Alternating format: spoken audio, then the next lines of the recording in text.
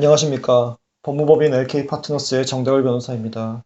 이번 강의의 주제는 호텔 롯데의 보바스 병원 인수 쟁점입니다. 먼저 현행의료법 규정을 살펴보겠습니다. 현행의료법은 제50조에서 의료법인에 관하여 이 법에 규정된 것 이외에는 민법에 관한 규정을 규정하도록 하고 있고, 민법은 해산 사유로서 다른 법인과의 합병을 규정하고 있지 아니합니다. 이와는 달리 사립학교법과 사회복지사업법은 다른 법인과의 합병을 규정하고 있는데요. 결국 향후 의료법 개정안도 다른 의료법인과의 합병을 해산 사유로 규정할 것으로 기대됩니다.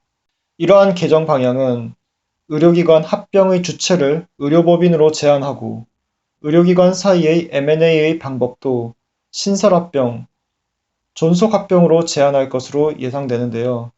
결국 의료법 개정안에 의하더라도 비의료기관은 의료기관 합병의 주체가 될 수 없고 M&A 방식 중 합병 이외의 방법은 허용되지 않을 것으로 보입니다.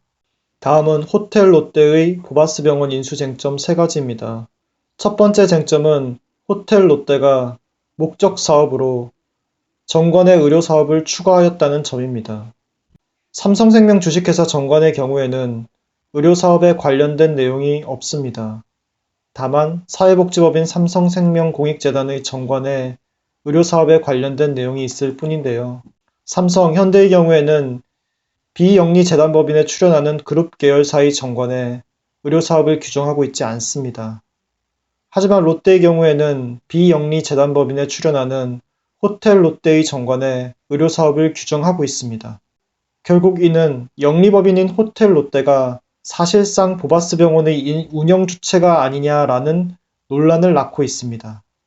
두 번째 쟁점은 M&A의 방식입니다.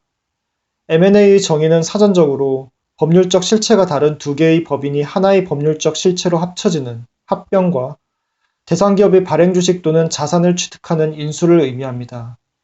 하지만 그 외에 주식의 포괄적 교환, 영업 양수도, 자산 양수도 등 방식을 불문하고 궁극적으로 대상기업의 경영권이나 소유권을 확보하는 행위를 모두 포함하여 M&A라고 통칭하고 있습니다.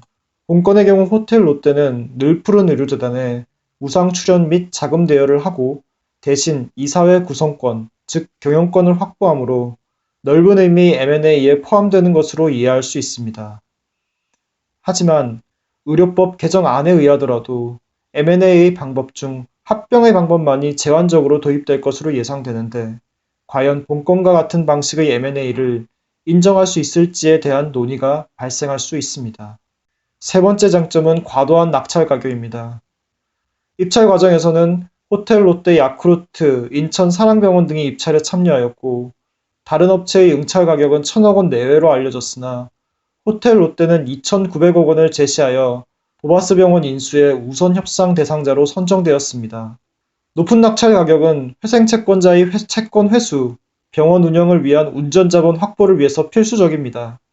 하지만 지나치게 높은 낙찰 가격은 향후 재단의 과도한 부채로 연결되므로 재단 운영의 부담으로 작용합니다. 특히 이러한 재단 운영의 부담이 최다 채권자의 재단 지배력으로 이어져 호텔 롯데의 재단 지배력이 지나치게 강해지기 때문에 영리 목적으로의 병원 운영 가능성을 배제할 수 없습니다.